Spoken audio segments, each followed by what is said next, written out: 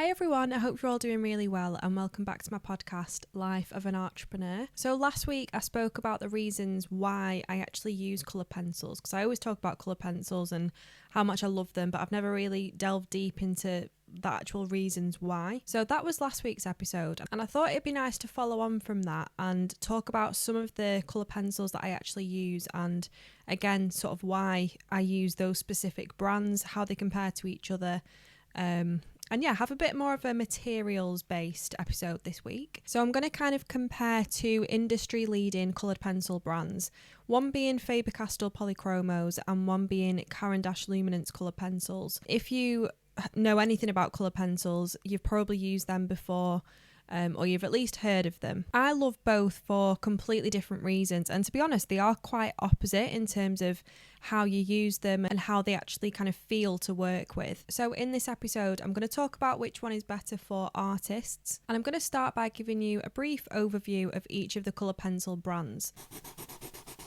I'm just having a cup of tea. I always do this. I always make myself a cup of tea or a coffee and then start filming, and I'm like, I can just see it over there going cold, so I'm just having a little sip of this before I get going.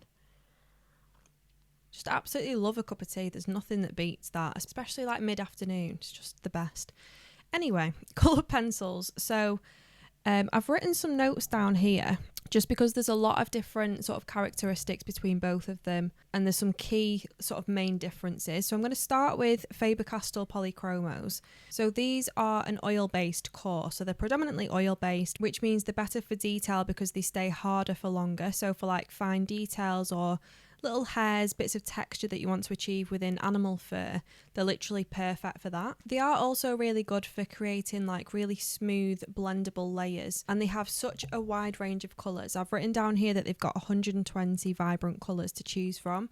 That might be more now, I'm not entirely sure, but I know that they've got a huge range of colours to choose from. They've got so many different pencil sets, which is like a group of colours depending on what it is that you like drawing. But yeah, I'd say generally the Polychromos are a lot more vibrant and rich in colour compared to the Luminance pencils. And because they've got a harder lead, that also means it can kind of resist breakage. Colour pencils aren't cheap either. I think when you're buying them all individually or even as a big set, you do, if you're drawing all the time, you do go through the colours quite quickly. So making sure that you use pencils that don't easily break is quite important, because then they just last longer. Polychromos are a lot more affordable than the Luminance pencils. They're probably like half of the price, especially if you're buying them individually. But that doesn't mean that the quality is any different. They're still super, super high quality, on a par with the Luminance pencils. They're just very, very different. So if you're an artist who loves realism, you're like an absolute perfectionist in your drawing work,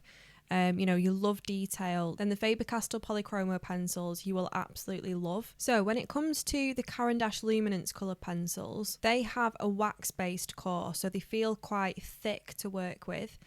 Almost like crayon-like, but it also means that they're really soft, so you get a lovely like creamy application, which makes them incredible for base layers. Anything that you then add on top of those first few base layers of the Luminance just seems to blend really, really well. Luminance pencils are known for their like exceptional light fastness quality. So light fastness means that those colours aren't going to dull down over time. So whenever you do a drawing or you create a piece of artwork, and then you give that to a customer or to a client, you can give it them with confidence, knowing that the artwork that you give them at that time is going to stay the same in another 10 years, 20 years, 50 years.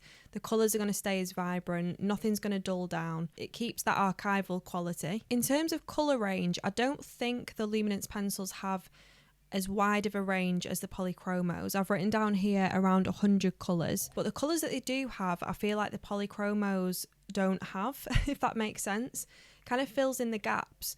So for any of the really neutral, like earthy tones, or especially for like light coloured fur, if you're drawing white fur, beige fur, and you're wanting those really like muted, like natural tones, then the Luminance colours are literally perfect for that. I've got so many colours that are just kind of all very dull and plain, but they just really bring everything together. So in terms of price, if you were to buy these individually, I'm sure they're around sort of £3.60 to £4, depending on if you buy it online or in a shop. That might vary, depending on where you're buying it from. And obviously if you buy it in a set, again, that varies. But they are pretty much double the price of polychromos, but I think the price kind of reflects the quality of them. They do feel completely different to work with than the polychromos, and I feel like when you're working with them you can sort of feel that premium quality. One huge reason why I love the Caran d'Ache Luminance pencils so much is because, like I said at the beginning, because they're predominantly wax based, they create that thicker layer, and when you've completely squashed down the tooth of the paper, everything's completely blended, completely smooth. The craft knife slice tool couldn't work any better. With polychromos it still works really well if you were to just simply use polychromos, but I think having a mixture of the two and having those thicker layers with the luminance pencils, it just makes the craft knife slice tool perform a lot better. So this is basically a ceramic blade, and it's kind of like a removal method. So a lot of people think you constantly need sharp pencils for creating detail when it comes to colour pencils, but a lot of the time it's more about the tonal value and building up your layers and the whole process. You only really focus on detail more towards the end.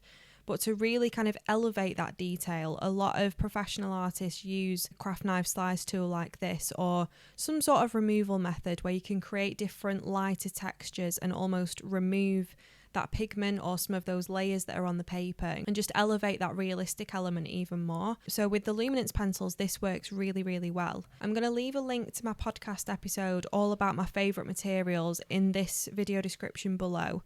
So if you want to go and watch that back, then you can do. I kind of talk about all the other materials that are kind of my go-to, from studio equipment to like pencils, paper, erasers, everything like that. So if you want to know more about materials, then go and give that one a listen after this. I'm just going to have another little sip of my tea. So when it comes to comparing the two, I think one main thing to note is it always depends on what paper surface you're working on. That can have such a huge impact on how they perform. So for example, 85% of the time I use extra white hot pressed Fabriano Artistico paper to work on.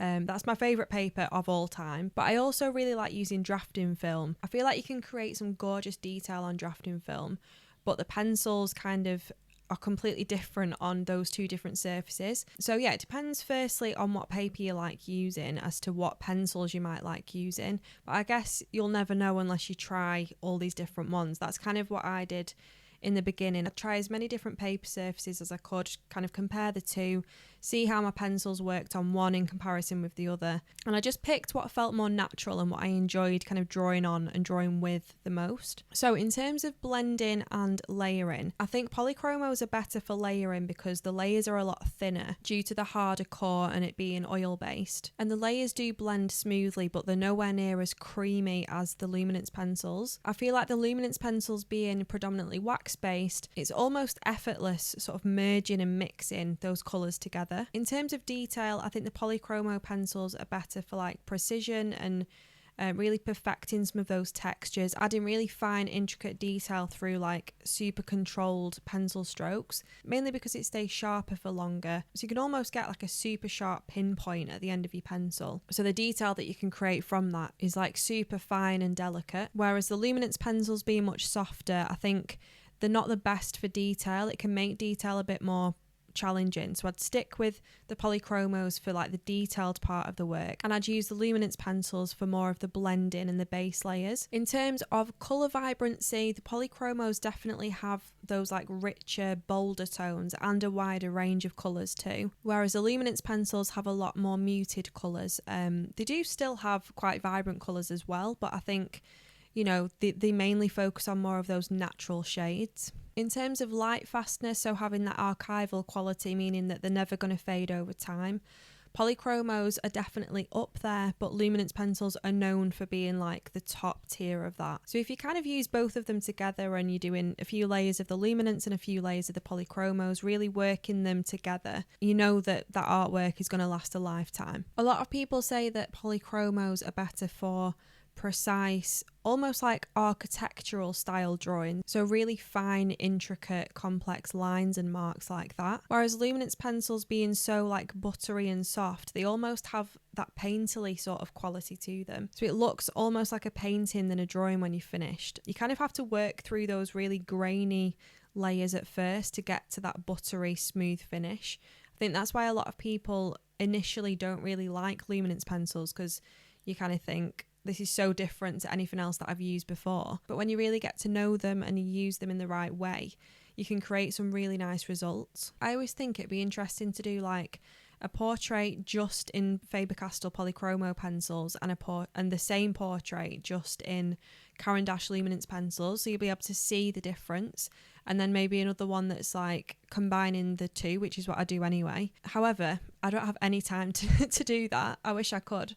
Because it would be interesting to see the difference. I feel like they'd look completely different. So it's interesting to see how well they actually work together and they complement each other really well. But yeah, I guess there's no real wrong choice. I like to use both, and I use loads of other tools as well. They're just like the main two colour pencil brands that I use. And both are like exceptional, really professional quality materials for artists to use. I know a lot of colour pencil artists also like to use the Derwent Lightfast or the Derwent drawing pencils. I'm sure I've got a set of the Derwent drawing pencils, and they're kind of like luminance pencils but even softer, so they're really not good for detail, but they're incredible for like really soft smooth backgrounds and building up like thicker layers. And I really love the ivory black Derwent drawing pencil. It's literally so pigmented, it's so dark and intense, and I feel like the luminance and the polychromo black don't even come close, so I'll always incorporate that. And I always use the Caran d'Ache Museum Aquarelle pencil in white. That's my favourite white pencil. And that's a watercolour pencil, so it's activated with water. So if you dip the tip of it in water, it literally turns into like paint. So I don't use it to kind of cover big bits of fur or anything like that. But for little highlighted specks or reflections in eyes, you can actually brighten them and make them look super glossy and just add that bit of extra highlight. But yeah, if you do use colour pencils, let me know which brand you use and why you like that brand. Or if you've used the ones that I've mentioned, the Faber-Castell Polychromos or the Caran d'Ache Luminance, then let me know what you think of them. But yeah, they're the main two brands that I'd use. If you've never used colour pencils before and you don't really have a clue where to start, I'd probably say get a set or a wide range of colours of the polychromos first. They're a lot cheaper, they're a lot easier to kind of get your head round, and then start incorporating some of the luminance pencils to really build up your techniques and your skills with colour pencils. So I hope you've enjoyed this episode. I know it's been a bit of a random materials based one, but I thought it would just follow on nicely from last week's episode. So if you want me to do more episodes like this, like materials based ones where I'm kind of comparing different things, then do let me know. Or even like a review on something. Any suggestions for upcoming episodes, do let me know as usual. And I'll be back next week with a brand new episode. So if you've been watching on YouTube, please give it a like and subscribe to my channel to see more art related content and future episodes. And if you've been listening on Spotify or Apple Podcasts, then I'd love it if you could leave a review. I hope you all have a lovely rest of the week, and I'm going to finish off the rest of this brew. It's literally gone cold now.